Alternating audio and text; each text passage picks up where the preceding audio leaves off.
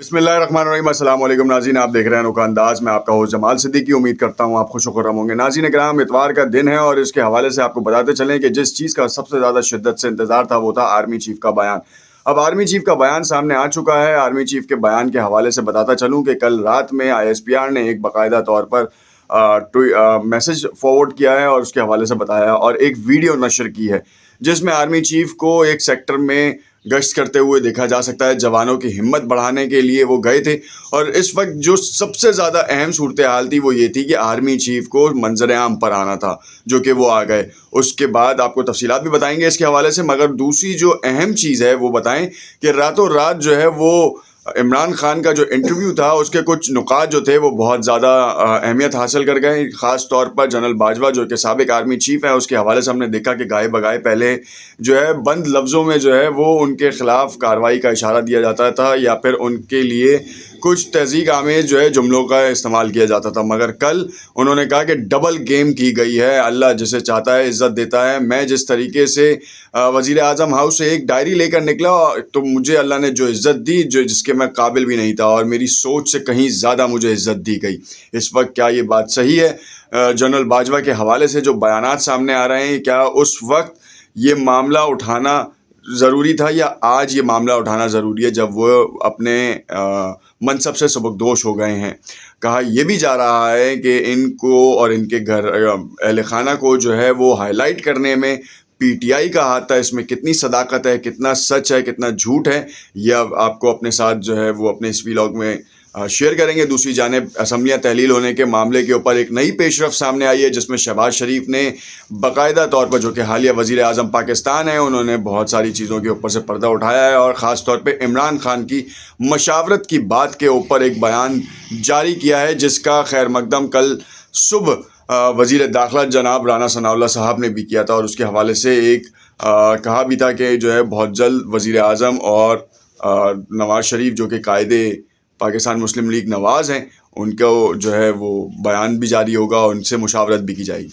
तमाम चीज़ों को तफसील से देखेंगे, मामलात को हल करने की कोशिशों में जो मसरूफ़ अमल हैं उनके हवाले से भी जानेंगे। दीगर तफसीलात में जाने से पहले आपसे इल्तमास करते हैं कि अगर आपने चैनल सब्सक्राइब नहीं किया, लाइक नहीं किया तो ज़रूर लाइक एंड सब्सक्राइब करें ताकि आने वाली तमाम वीडियोस की नोटिफिकेशंस आपको मिलते रहें।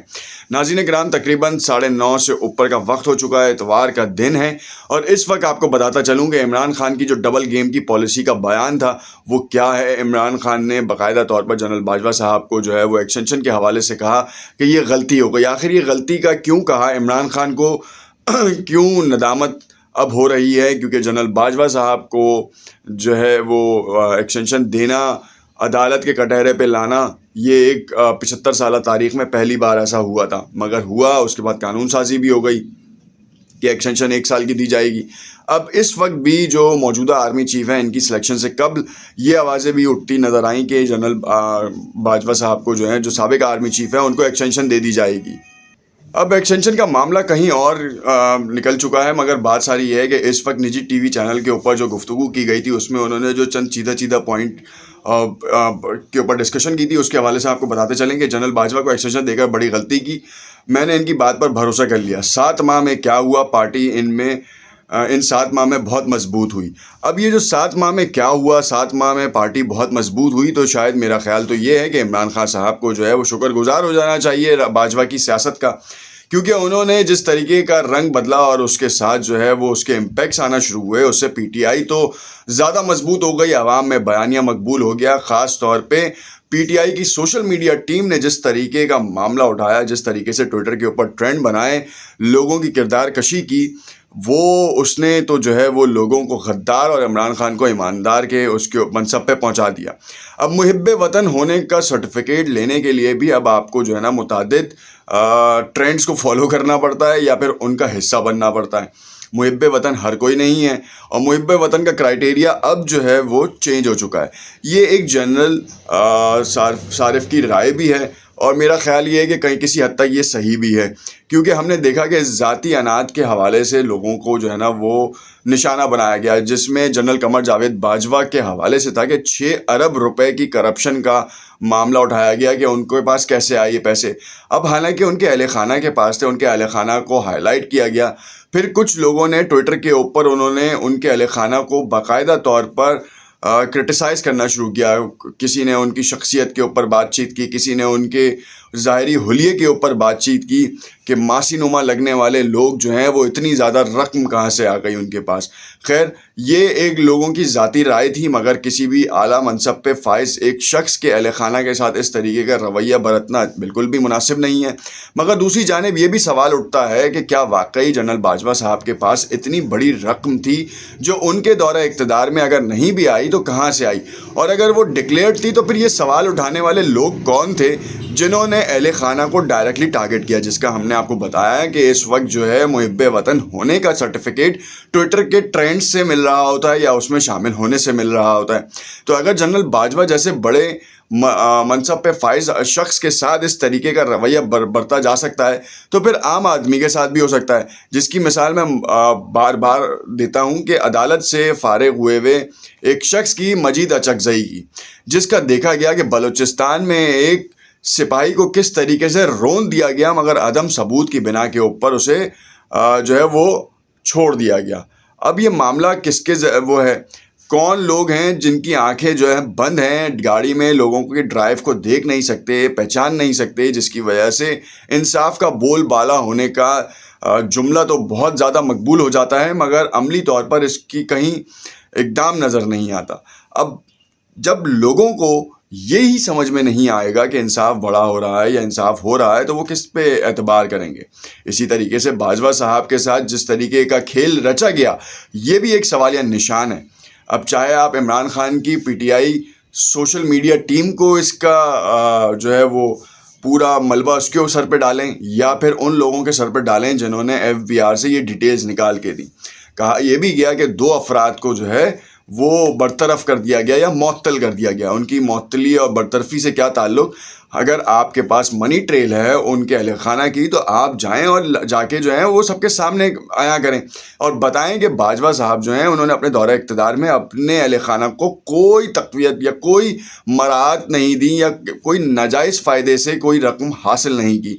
یہ ہے فوج کے اعلیٰ منصب کا کردار۔ سپہ سالار وقت کے اوپر بھی اگر کیچڑ اچھالا جا رہا ہے تو سوالیہ نشان ہے، اور اس کو باقاعدہ طور پر نیب کو چاہیے، انکم ٹیکس ڈپارٹمنٹس کو چاہیے کہ وہ آئیں اور باقاعدہ منی ٹریل شو کریں تاکہ بتائیں کہ سپہ سالار کے اوپر جس طریقے کے الزامات لگائے گئے یا ان کے اہل خانہ کے اوپر بالکل وہ غلط ہیں اور ان کے خلاف قانونی چارہ جوئی کی جائے گی۔ کیونکہ یہ تو کہیں سے بھی تاثر نہیں ملتا کہ آپ جو ہیں کسی شخص کو کسی سپہ سالار وقت کے اہل خانہ کے ساتھ یہ کریں۔ خیر، معاملہ الگ ہو گیا۔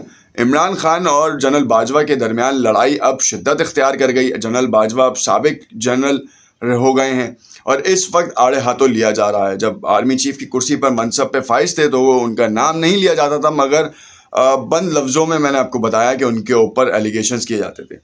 سوالیہ نشان آپ کے سامنے ہے۔ خیر، آپ کے ساتھ دوسرے پوائنٹ بھی شیئر کروں کہ جنرل باجوہ نے بڑی ڈبل گیم کھیلی لیکن آخر میں ایکسپوز تو ہو گئے۔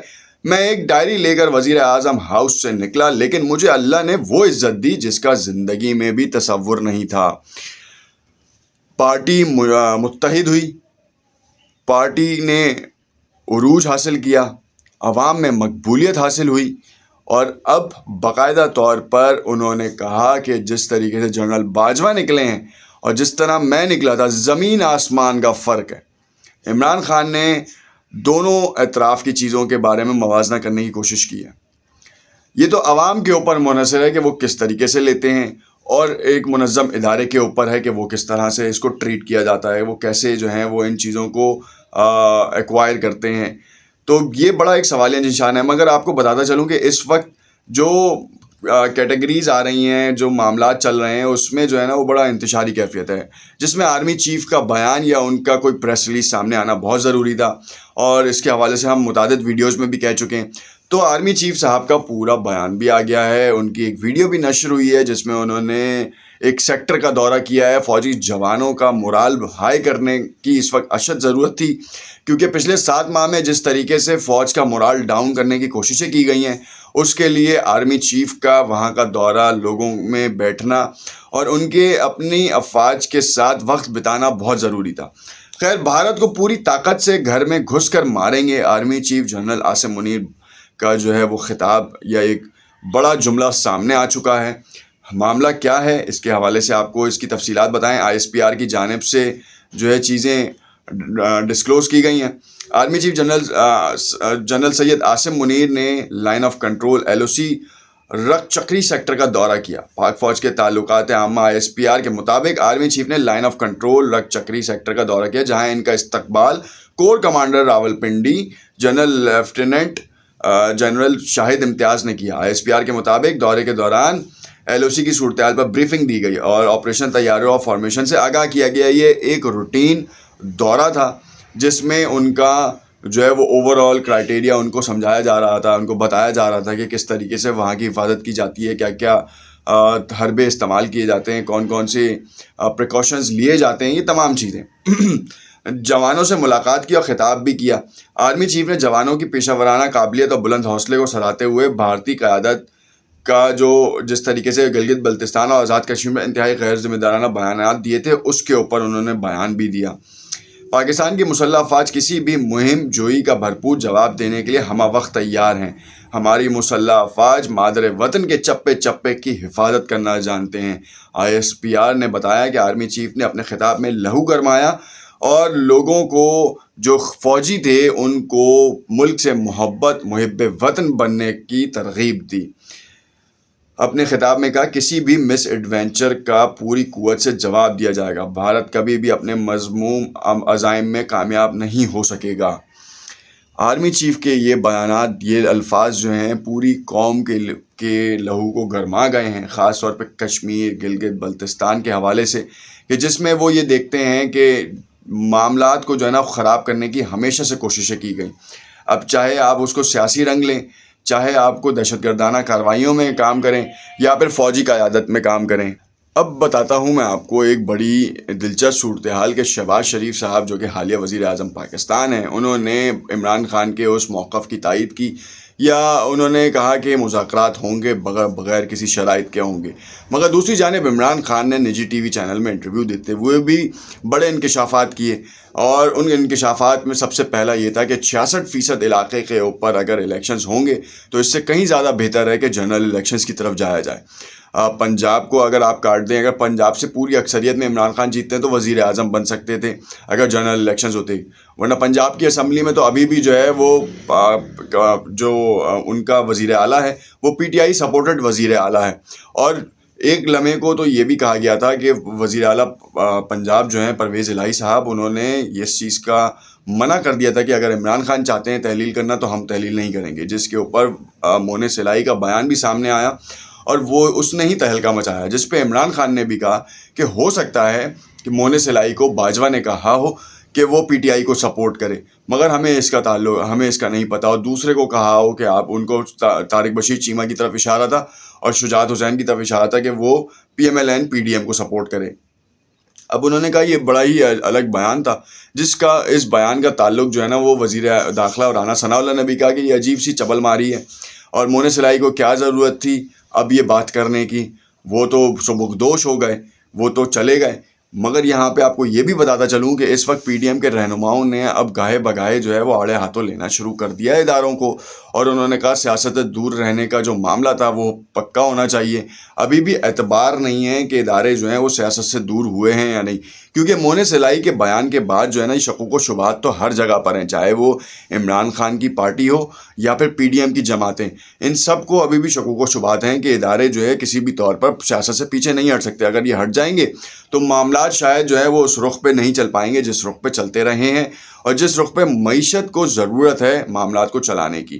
اب دیکھنا یہ ہے کہ آنے والے وقت میں عاصم منیر صاحب جو ہیں وزیر اعظم شہباز شریف صاحب کے ساتھ کون سے معاملات کے اوپر بات چیت کرتے ہیں، اور کیا کوئی ایسی بات جو کہ عاصم منیر صاحب کی سامنے آئے گی جس سے یہ تاثر ملے کہ اس وقت فوج جو ہے وہ ملکی معیشت کو بچانے میں سب سے اہم کردار ادا کر رہی ہے اور جو اس وقت انویسٹرز کا سب سے بڑا فوکس پوائنٹ یہ ہے کہ آرمی چیف صاحب آئیں اور ایک بیان دیں جس سے یہ تاثر ملے کہ ملک کے حالات کیا ہونے جا رہے ہیں، سیاسی طور پر معاملات کیسے ہو سکتے ہیں، اور اس وقت معیشت جو اس وقت ڈاوک ڈول ہو رہی ہے اور جو ڈول رہی ہے وہ کس جانب جائے گی، کیا وہ تنزلی کی جانب جائے گی یا بہتری کی جانب جائے گی۔ یہ وہ بیس پوائنٹس ہیں جو کہ اس وقت پوری دنیا آرمی چیف کی طرف دیکھ رہی ہے۔ حالیہ وزیر اعظم اپنے طور پر اپنے تئیں بڑے اقدامات کرنے کی کوششیں کر رہے ہیں، مگر جو بیس پوائنٹ ہے وہ کوئی بھی نہیں ہٹا پا رہا۔ چاہے وہ عمران خان بھی ہوتے تو اس وقت آرمی چیف اتنے ہی امپورٹنٹ ہوتے جتنے کہ آج ہیں۔ دیکھتے رہیے گا انوکھا انداز، کمنٹ میں اپنی رائے سے ضرور آگاہ کیجیے گا۔ کچھ چیزیں ایسی ہیں جو کہ شاید آپ کے ساتھ کلیئر نہیں ہو پائی ہوں، تو کمنٹ میں اپنی رائے سے ضرور آگاہ کر کے ہم سے معلوم کر سکتے ہیں۔ ہم نیکسٹ ویلاگ میں اس کے حوالے سے بھی بات چیت کر سکتے ہیں۔ دیکھتے رہیے گا، شکریہ۔